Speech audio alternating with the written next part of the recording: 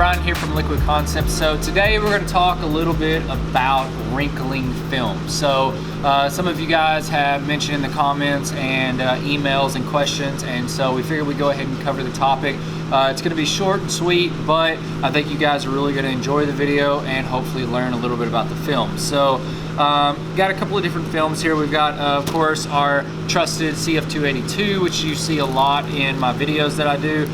It's just our standard normal carbon fiber that we use, and then we've also got this carbon fiber right here, which it's not a carbon, it's actually a brushed, but it's a CF283 I think. Anyways, I'll post a link in the description below on either of these films, but kind of wanted to show you a couple of differences. And so the first thing is whenever you kind of lay out either one of these films, they're both going to look pretty much the same. You have you know, two different sides to it. Now on this one right here, you can tell we do have a shiny side right here, and then if you look on the back side, we do have a dull side. So as far as manufacturing goes, that means absolutely nothing to us. That's just all in the manufacturing of how each film is made. And again, I can't stress this enough, every film is made differently. So you always got to test it. You definitely need to make sure that you know how to work with the film before you lay it in the water and you're trying to dip your piece, and it may be this big because you don't want to lose a big piece of film. So test a little small piece like what we're about to do, and it'll greatly help you out.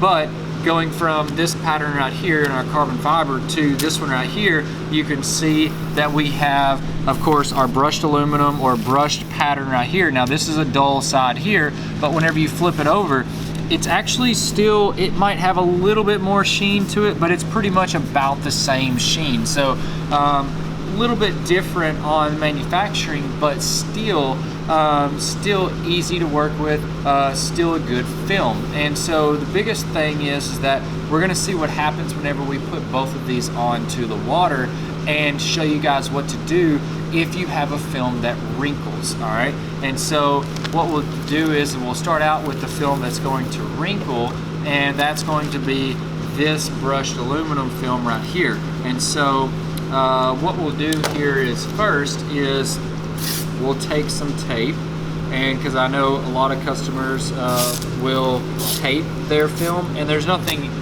wrong with that at all. It's strictly personal preference, so we'll get a pretty decent size film in here, and so we'll just go ahead and cut this across here. We'll cut our edges off. And so let's just say that we're dipping, say, a scope or something, trim piece or something like that. We needed this size. So let's lay it in the water, see what happens with it. Okay, so we got our film in the water. Now, if you'll watch this really closely, it's about to start wrinkling, and you can see how it's literally just spreading out. And so if you remember, I put my film in this way, and now I put it in and I laid it out like that. And so it's following the exact way that the film was laid out in the water. So I am getting some wrinkles right in here. And you can see if you blow those out fairly quickly, they will go away. But if you don't, then sometimes what will happen is they will literally wrinkle up on themselves, and then of course you have a pattern that has a wrinkle line maybe right down the middle of it or something like that, and then of course you have a line in your pattern. So one thing, so pretty much we got 1 minute on the water. Right now it's when we'd be ready to spray our activator. So we can go ahead, contain this in, and get this sprayed if we wanted to. I'll just go ahead and spray it just to kind of show you guys. But as you can see, we had tons of wrinkles in this. Now again, I put my divider down onto the film itself, so it did create a little bit of wrinkling right in here. But once we spray our activator, everything should glass right out really well. So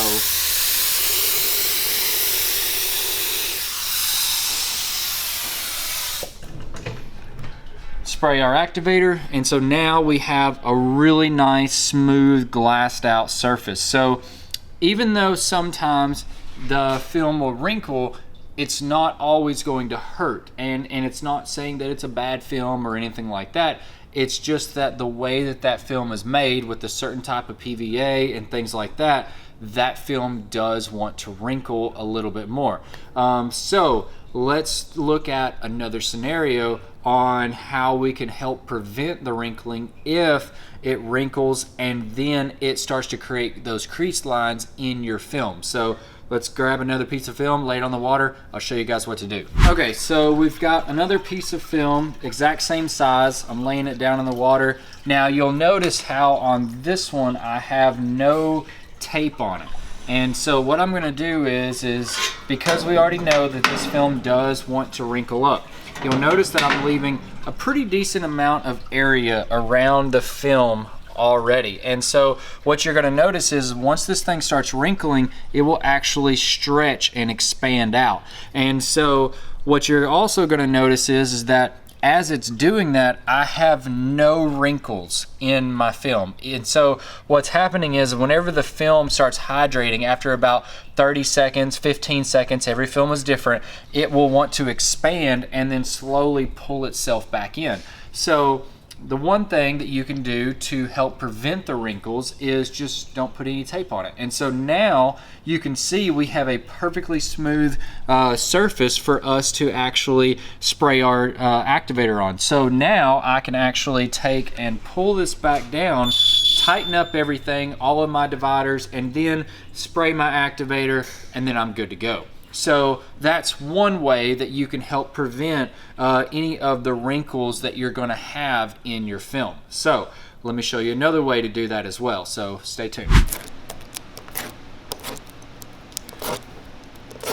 Okay, so as you probably just saw, I've got tape all the way around my border. But one thing to make sure of is that I have slits all the way around. And so you'll notice every slit is cut past the tape. So then that way the tape is not actually holding together from edge to edge to edge and all the way down. And so what that's gonna do is that's gonna give me relief cuts. And so by having those relief cuts in there, it will make it to where the film will not want to wrinkle up on itself. Now, as you probably saw in the video here, it is a lot harder to manage and maneuver because I don't have a nice, smooth, even strip all the way around to keep it rigid, so I can just pick it up and it's super easy to work with. But if you notice, and if you look here right now, you'll notice that I've got all of these slits all here, and now watch what happened. These slits start getting bigger and they're opening up. And so what that does is it gives me that relief that the film needs. So then that way now, if you look at all of these cuts, they've all got a lot wider spacing all the way around. And so we can still use tape all the way around, but it helps prevent the wrinkling from the film. And so mainly a lot of the times if you do have a film, the main reason that you would use this method right here is because either number one, you don't have a good divider system and so you're trying to contain it as much as possible, but it's still wrinkling, so then you have to slit the edges. Number two, whenever you take and you lay it down into the water, if the film wants to curl up on itself, because sometimes if you lay a film down and it wants to curl up a lot, then of course it just you just lost your film. And I've seen films where literally you lay down a piece this big and it just keeps rolling and rolling. So then this is another way to stop that, as well as to help prevent the wrinkles. So of course you've probably already heard my timer. At this point we could take our activator, spray the film, and then you're ready to go. But the one thing to remember is, and this is very crucial, is that having tape with a bunch of slits like this, it does make it a little bit harder to spray your activator, and I'll show you why. So if we was to spray our activator, you're probably going to get a good shot right here at this point right here. So as I come in and I spray this, what's going to happen is a lot of the times the air will catch this because these are turned up right here, and then it'll flip it over like that. And so if you'll notice, as I start to spray right here, you see if I would have sprayed that with the activator, then that would have just turned and then it would have just messed up the entire part. So I'll go ahead and spray the activator. And so you can see how this right here, now I have a spot that's right here that's unusable. This area over here is not usable. So as long as I have a part that can dip in this area right here, I'm probably okay. But the problem is of course, with all of those slits that you put in the tape, it can sometimes catch air and then pull itself up as you spray the air across it. So just make sure you keep in mind on that whenever you have tape with slits all the way around the film. All right, so let's show you one more thing, and then hopefully this will help alleviate your problem of wrinkles on your film. All right, so kind of wanted to show you a quick little preview. You saw what it looked like whenever we laid the film in the water and it wanted to wrinkle or something like that. So as I was saying before, not every film is made the same. Some films do it, some films don't. And so just kind of wanted to show you a quick little preview of what one like our CF282 is. And so we'll go ahead and cut the tape all the way off of this film right here.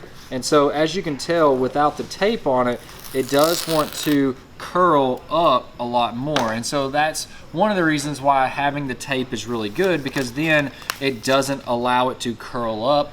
But once you get it in the water, normally it's a pretty well behaved film. And also too, you can hold it just like that and then you're ready to go. We've got our film right here. We'll lay this down, set it like that. Again, we got our timer, and then on this right here, we can pull this in. Now again, you'll probably notice that the edges are starting to roll up just a little bit right in through here. Not much at all, but just a little bit. Sometimes some films will just keep rolling and rolling and rolling. Every film is different, so definitely just throw a little piece in there, like a little 6x6 square or something, and that way you know how it's going to work before you lay a big piece of film in the water, and then of course you have a ruined piece of film because you didn't realize that it was going to do something. So always recommend doing that. But we're about 20 seconds in right now from being at 1 minute, and you can still see that there's no wrinkles on the film. Everything just pretty much is just sitting there. So it's not saying that it's a bad film whenever you get a film that does wrinkle or anything like that. And so now that we have 1 minute, we can spray our activator. But going back to the film, not every film is going to do that, as you can tell here, compared to other films. Some films will even do it worse than the brushed aluminum that we just were throwing in the water. And some films will do it less, like this one right here, where it doesn't do anything. And so the biggest thing is, like I said, is just make sure that you test it. And then if you do have a film like that, hopefully these little tips and tricks like this will really help you out in allowing you to get your film on the water. And whenever you do lay it on the water, you know how to combat that whenever it does want to wrinkle up or anything like that. So I hope you guys have enjoyed this video. I know we always do. If you have any questions or comments, definitely leave them below. We'd love to hear from you on anything hydrographics related. I'm Brian from Liquid Concepts, and this is how we customize your world. We'll see you guys next time.